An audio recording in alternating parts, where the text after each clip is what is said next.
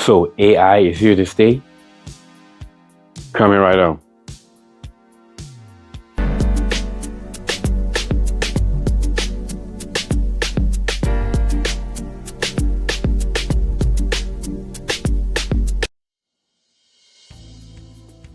What's up, y'all? Welcome back to Common Sense, Logic, and Reason. And as always, I want to say thank y'all for joining me today. So, about 20 years ago, I had an iPod Touch, the third generation, and it was a very impressive piece of technology for its time. One of the best aspects of that was basically the voice recognition. I was just amazed at how far the voice recognition had come. You know, you can ask the device to do basic things. If you wanted to call up a song, you just ask the device to play such and such song by such and such artist, and basically providing you had all of your songs or your files properly tagged, it will bring that song and artist up. And I thought, that was amazing.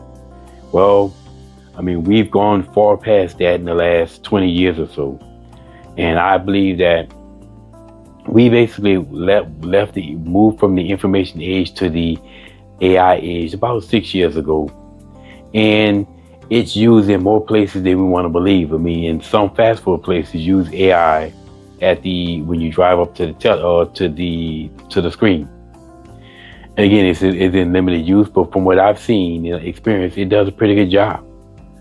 And like I say, the average person today probably use AI such as ChatGPT or ask AI basic questions.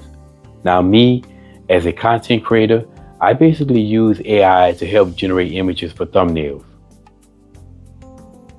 Create an image of Michael Jackson and Prince performing together at the Grammys.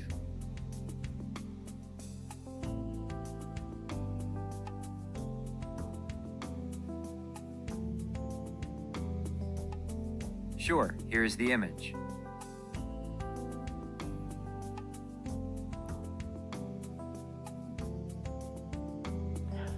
Some people use AI to help write their content, and some people use AI to plan and organize their day.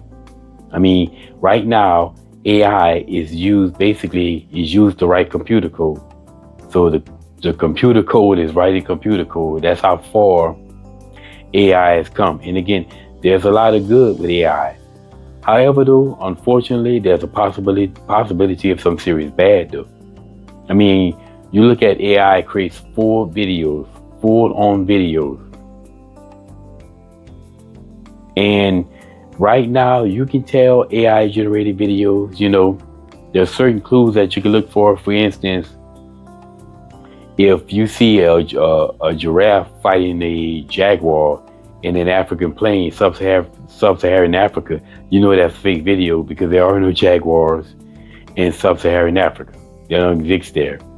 Or if you see a montage of videos of babies sitting out in the yard unattended or out in the middle of nowhere unattended, and then the family cat comes out and saves the baby from some animal, you know that's AI. But in 10 years from now, though, I don't think we might get to the point where we won't be able to trust video anymore because we won't be able to tell the difference. I believe that's going to happen in about 10 years or so. Now, some say that, conspiracy theories wise, says that AI was an attempt by the elitists of the world to try to put the genie back in the bottle or the lamp of the internet, because when the internet was created, it had unintended consequences to these globalist elitists. It basically gave people a voice to be able to speak truth that they didn't want. At one point in time, they controlled that, but with the internet, they no longer control it. Some say that AI is an ability is the elitists trying to nullify the free speech that the internet gave. But the real issue, though, is what I believe is in the near future.